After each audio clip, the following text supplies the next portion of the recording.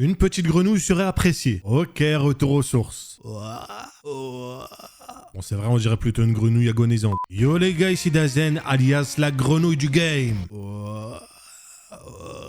Je vais aujourd'hui vous présenter des animés du style Isekai avec les ingrédients qu'on aime, c'est-à-dire du flow et de la badassitude. Mais, j'ai bien dit mais, j'ai pas voulu vous proposer du banal, puisque vous verrez, certains animés du type Isekai de cette liste sortent un peu de l'ordinaire. En commençant par Gashikuta, qui est un véritable classique, dont le premier épisode est l'une des meilleures introductions d'œuvres que j'ai pu voir. On va suivre ici un gars du nom de Rudo, qui vit dans un endroit séparé en deux. Donc on a une partie avec les quartiers pauvres et l'autre les quartiers riches. Et notre protagoniste est un gars qui récupère les déchets des quartiers riches pour leur redonner une utilité, un second souffle. Mais un incident va se produire qui va faire que notre protagoniste va se retrouver transporté de force dans un endroit appelé la fosse. Et suite à cela, notre frérot Rudo ne va avoir qu'un objectif en tête, la vengeance. Et ça, on kiffe. Je sais que comme ça a l'air cliché, mais ça l'est pas du tout. On est vraiment sur une œuvre originale en tout point. Franchement, j'ai trouvé le début exceptionnel. J'ai rarement été autant captivé par un animé directement comme ça. L'histoire est vraiment qualitative, avec l'introduction de beaucoup de mystères dont on n'a pas les réponses. Ça fait que t'as envie de savoir. Et les personnages sont super intéressants à suivre, avec chacun leur caractère propre à eux. Et surtout, on a un protagoniste vraiment ultra badass, avec du flow et un caractère enfin digne d'un vrai héros. Mais en dehors de ça, on a aussi une animation incroyable, avec des mises en scène, des OST et une direction artistique parfaite. Il manque plus que le sushi. L'anime est quasiment terminé. Il reste juste un épisode, je crois. Et il est franchement incroyable. Je vous le conseille de fou. Les gars, pour le prochain animé, on est ici sur le plus grand animé de l'histoire. Dragon Raja. Il est exceptionnel. Et s'il y a un animé que vous devez voir de cette vidéo, c'est celui-là. Là, on sera sur une œuvre très originale, puisqu'elle a été faite par un studio d'animation chinois, avec, je vous rassure, des voix japonaises. L'anime nous amènera aux côtés d'un gars banal, du nom de Lu Mingfei, qui du jour au lendemain va être transporté dans une université du nom de Cassel. Et je parle d'une université, mais c'est presque comme un monde à part entière, qui est caché aux personnes lambda. Donc caché aux personnes comme toi, c'est le gars qui cherche le problème. Et donc il se trouve que notre protagoniste possède un potentiel de rang S et aura pour objectif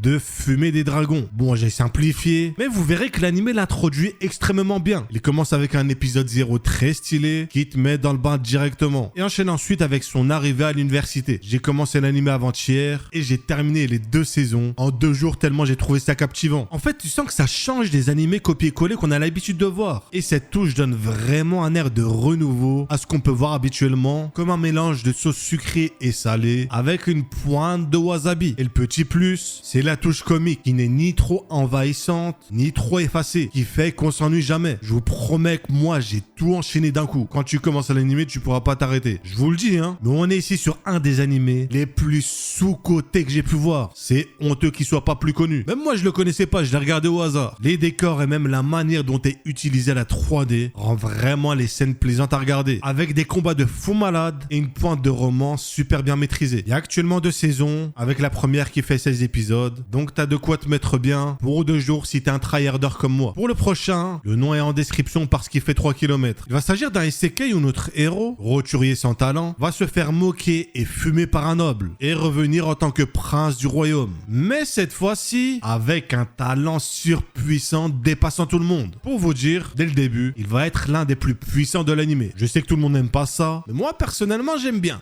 Il est franchement grave lourd, surtout si vous aimez les animés avec un héros ultra puissant dès le début. Lloyd, notre protagoniste, c'est un gars qui passe son temps à faire des expériences en tant que gros fanat de magie. Et un jour, il va rencontrer dans une salle interdite de son palais un démon légendaire avec qui l'histoire va se lancer. L'anime est franchement cool, surtout si vous kiffez les héros surpuissants. Il y a actuellement 2 saisons que vous pouvez trouver sur Crunchyroll. Et pour terminer, je vais vous parler d'un nouvel anime de cette saison, Dekin no Mogura. On est ici sur un anime chill, avec beaucoup de comédie. Vous avez juste à regarder les têtes des personnages et vous comprendrez direct. L'anime nous amènera ici aux côtés de 2 étudiants qui vont rencontrer un gars assez chelou. Et ce gars, il va leur dire Eh petit, tu veux des bonbons? C'est faux. Bon après ce qui s'est vraiment passé, c'est pas mieux. Parce que ce gars va se faire assommer par un dictionnaire. Mais il va cavaler de fou pour vesquer l'ambulance. Eh je sais ce que je dis n'a aucun sens, mais c'est ce qui se passe. Et donc suite à cette rencontre, nos deux protagonistes vont commencer à voir des trucs bizarres qu'ils ne voyaient pas avant. Et donc vont retourner voir ce gars qui va leur expliquer qu'il existe un autre monde appelé l'allée des tiroirs. Franchement l'animé a une très bonne vibe. Ça va pas être un animé avec beaucoup de combats comme ceux d'avant, mais plus quelque chose de chill à regarder pour se détendre avec une bonne tranche d'humour. On a là aussi un style d'animation super sympa avec un total de 12 épisodes retrouvables sur Crunchyroll. Bref,